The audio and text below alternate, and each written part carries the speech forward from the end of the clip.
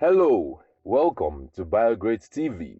If you're new here, please subscribe and turn on the notification so you don't miss our next video. How political parties started in Togo. In 1884, Germany claimed as its protectorate the territory now known as Togo during the scramble for Africa by European nations. In 1904, it changed from being a protectorate to a colony known as the German colony of Togoland. However, during the First World War, Togoland was invaded by Britain and France, then Germany lost its colony. In 1922, Great Britain and France received the League of Nations mandates to govern Togo, with Britain having the western part and France the eastern part. These mandates became United Nations Trust territories after World War II.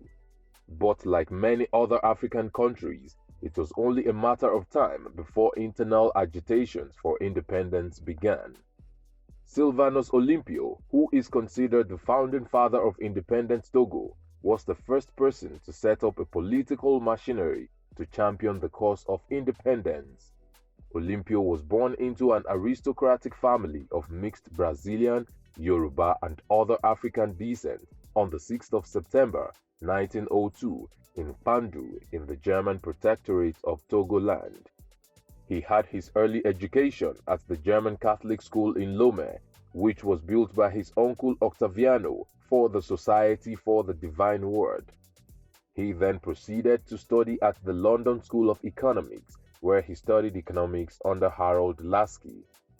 Olympio became active in the quest to achieve independence for Togo following World War II.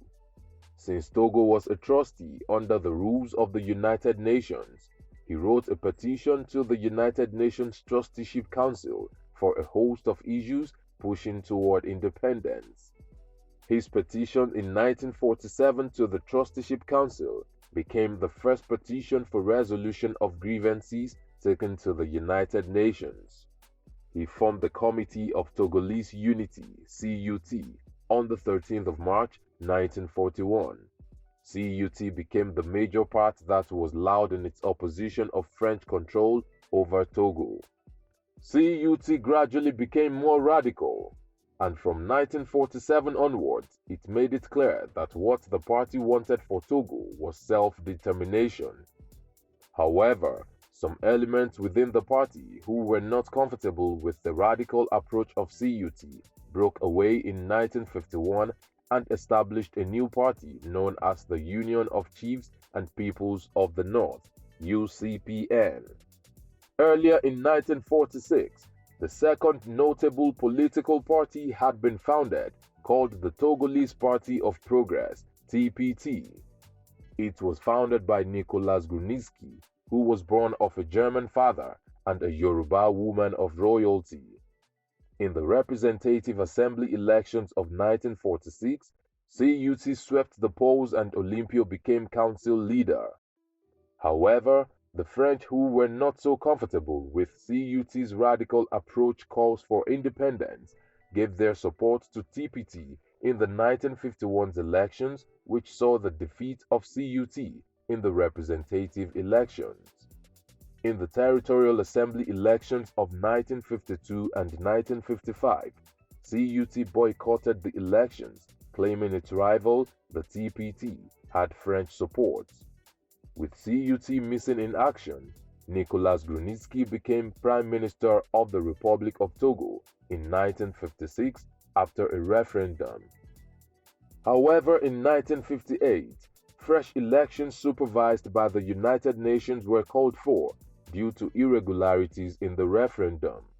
CUT, which at the time was the opposition party, emerged victorious and Olympio became the Prime Minister. And in 1960, precisely on the 27th of April, Togo became fully independent and Olympio became the first president of the country. CUT was later renamed the Party of Togolese Unity, PUT. Sadly, on the 13th of January 1963, Olympio was killed in a bloody coup, making him the first African head of state to be killed in a military coup. 2 days later, Grunitzky, who had been on exile, returned to Togo and was installed as head of a provisional government, and later in May, he was elected president. In 1967, he too was overthrown in a bloodless coup, and Lieutenant Colonel Etienne Eyadema, later General Gnassingbé Eyadema, who masterminded both coups, became ruler of Togo. Eyadema banned all political parties until 1969, when a single national political party, the Rally of the Togolese People (RPT), was created. The turbulence in Togo's political space would continue for decades, with Eyadema sitting tightly in power. It wasn't until 1991 before other political parties were allowed to operate in the country. Eyadema Gnassingbé suddenly died in office on the 5th of February 2005, and he was succeeded by his son, Faure Gnassingbé, who has managed to remain in power since then. He recently won the elections for his fourth term, held in February 2020, running under the party Union for the Republic (UNIR), which emerged after the RPT was dissolved in 2012.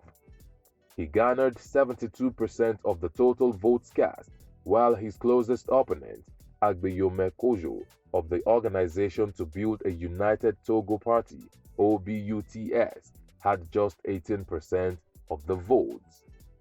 What have we missed out of this history? Let's know in the comment section. Will it be ridiculous to subscribe to our channel? If no, please like this video, share, and subscribe to our channel.